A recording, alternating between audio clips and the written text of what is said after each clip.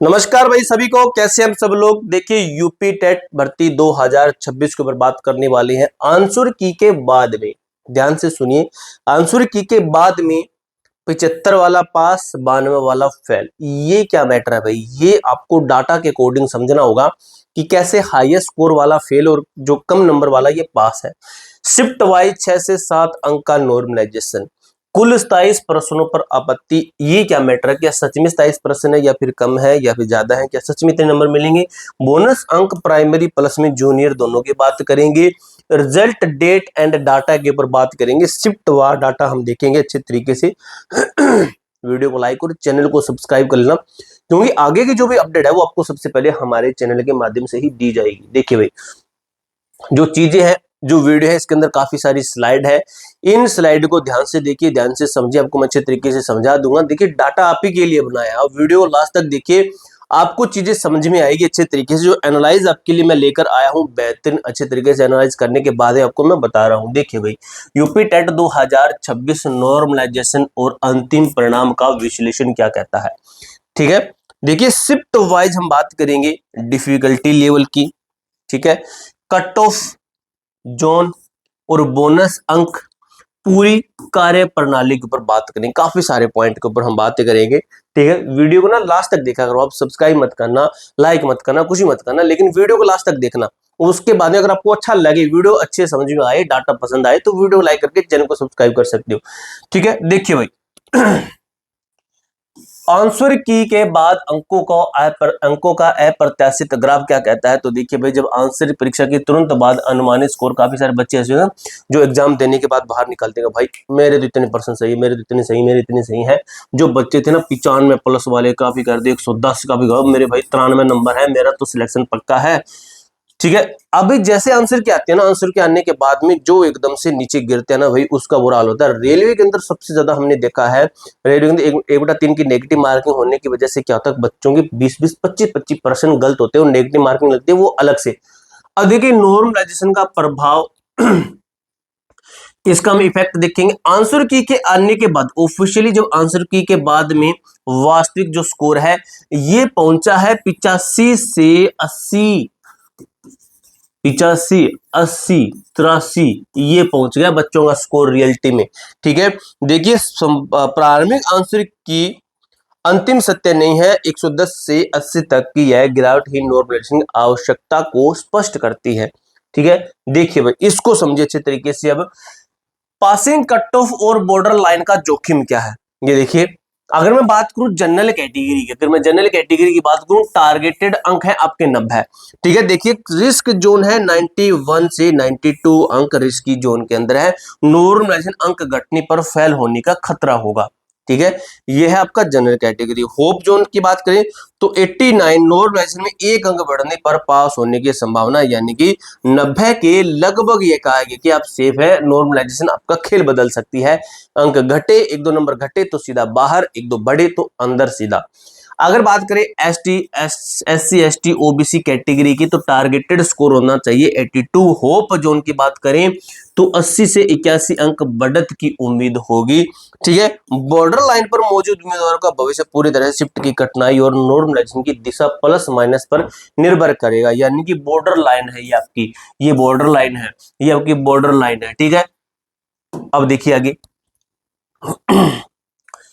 Shift आधारित कठिनाई और नॉर्मलाइजेशन मैट्रिक्स क्या कहता है। तो देखिए भाई, नॉर्मलाइजेशन काफी सारे बच्चों को मैं बता दूं, नॉर्मलाइजेशन करना बहुत जरूरी बन जाता है अपने आप में।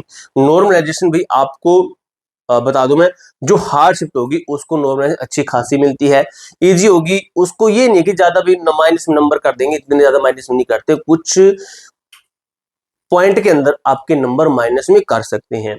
ठीक है, देखिए शिफ्ट का अगर मैं विवरण की बात करूं, शिफ्ट विवरण, ये शिफ्ट दी गई है आपकी, उसके अंदर स्तर कौन सा है आपका, कठिनाई के लेवल की बात करेंगे और अनुमानित प्रभाव के ऊपर हम बात करेंगे। देखिए भाई, सबसे पहले मैं 2 जुलाई शिफ्ट फर्स्ट एंड सेकंड की बात करूं, इसको मैं ध्यान से करवा रहा हूं ताकि आपको ये चीज समझ में आए अच्छे तरीके से। स्तर क्या है, लेवल क्या है। ठीक है, लेवल की बात की तो लेवल क्या है, लेवल है आपका जूनियर का। ठीक है, कठिनाई के स्तर की मैं बात करूं कि आपका पेपर का लेवल रहा है 2 जुलाई फर्स्ट सेकंड शिफ्ट का तो हो रहा है हार्ड से मॉडरेट, ठीक है, हार्ड से मॉडरेट आपका शिफ्ट का लेवल रहा है। अगर वहीं पर बात की जाए अनुमानित प्रभाव, ये है नॉर्मलाइजेशन, क्या है ये बताया गया है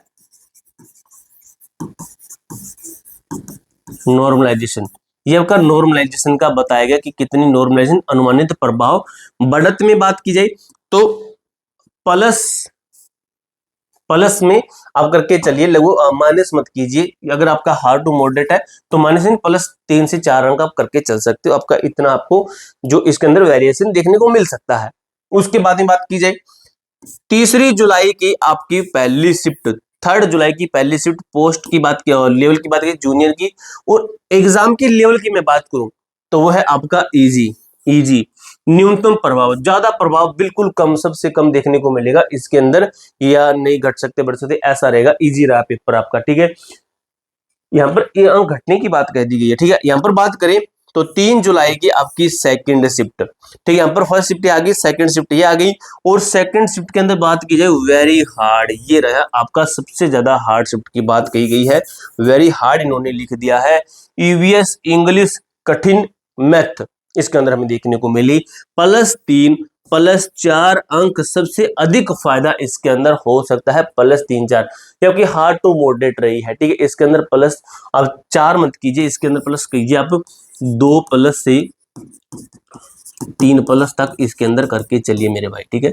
उसके बाद में बात की जाए आपकी 4 जुलाई फर्स्ट शिफ्ट की, 4 जुलाई फर्स्ट शिफ्ट की अगर मैं बात करूं तो वो आपकी जो अगर कठिनाई के लेवल की बात की जाए, स्तर की बात की जाए तो वो है आपका इजी, ठीक है। मैं स्तर की बात कर रहा हूं, ठीक है, लेवल की बात कर रहा हूं, जैसे ये स्तर है तो इजी रहा है। इजी के अंदर क्या है कि आपके अंक घटने की संभावना है, अंक कितने घटेंगे ये मान के चल सकते हो, 1 से -2 इतने अंक घटने के आपके चांसेस बन सकते हैं। उसके बाद में बात की जाए कि टेकअवे के अंदर 3 जुलाई की दूसरी शिफ्ट के छात्रों को, कौन सी है 3 जुलाई की दूसरी शिफ्ट के छात्रों को नॉर्मलाइजेशन का सबसे बड़ा लाभ मिलने की उम्मीद है, जबकि 4 जुलाई की शिफ्ट में जोखिम सर्वाधिक होने वाला है। 4 जुलाई की फर्स्ट शिफ्ट में जोखिम सर्वाधिक होने वाला है। बात की जाए अगर बोनस अंकों का तंत्र किसे मिलेगा अतिरिक्त लाभ, किसे मिलेगा अतिरिक्त लाभ फायदा, आपत्ति दर्ज करना प्रमाणित पुस्तक स्रोत के साथ में, क्या आयोग ने आपत्ति सही मानी है, अगर आयोग आपत्ति सही मानेगा,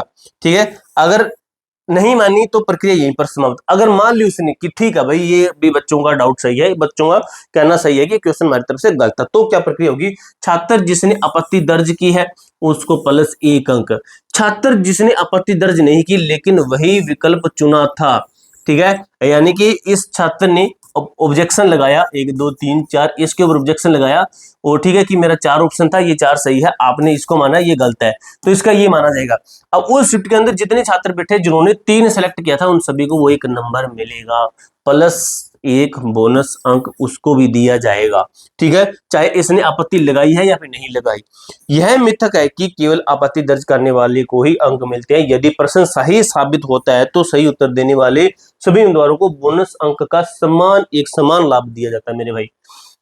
सुपर टेक्ट से पहले की स्पष्ट समय सीमा क्या है, यूपी टीजीटी परीक्षा। अगर मैं बात करूं यूपी टीजीटी परीक्षा 3 से 4 जून, परिणाम 30 जून, तीव्र प्रक्रिया हुई। यही बात करें हम यूपी यूपी टेट की बात की जा रही है, ठीक है, परिणाम 25 से 30 जुलाई 2026 के मध्य में जैसे आएगा, तो जो हमारा टेलीग्राम ग्रुप है मेरे भाई इसी के अंदर सीधा डायरेक्ट पीडीएफ, सीधा डायरेक्ट लिंक और एक एसएमएस मिलेगा कि रिजल्ट आ चुका है, आपका रिजल्ट चेक कर लीजिए। आगामी सुपर टेट की बात करें, नोटिफिकेशन के कारण यूपी टेट की मूल्यांकन प्रक्रिया में प्रत्यक्ष तेजी देखी जा रही है। अंतिम स्कोर कार्ड आपके पास फेल का एकमात्र मानक होने वाला है, ठीक है मेरे भाई। ये पूरी जानकारी अच्छे तरीके से क्लियर कर दी है। कोई डाउट हो, कोई क्वेरी हो, कमेंट बॉक्स में पूछ सकते हो। मिलते हैं नेक्स्ट वीडियो के अंदर, तब तक के लिए जय हिंद जय भारत।